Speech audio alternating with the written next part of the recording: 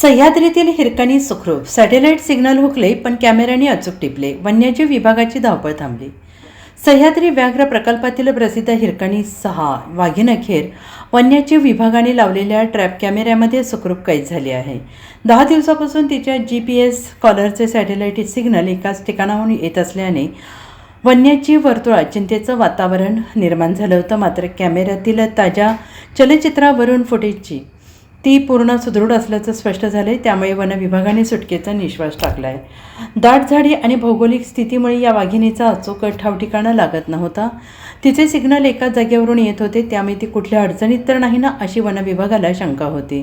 त्यांनी गस्ती पथके तात्काळ वाढवून संपूर्ण परिसर पिंजून काढला.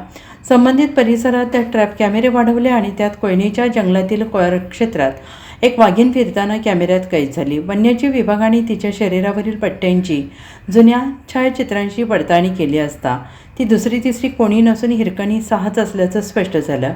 मानद वन्यजीव रक्षक रोहन भाटे यांनी दिलेल्या माहितीनुसार मिळालेले छायाचित्र आणि चलचित्रणाच्या विश्लेषणावरून हिरकणी 6 वाघिणीची तब्येत अतिशय सुदृढ दिसते आहे.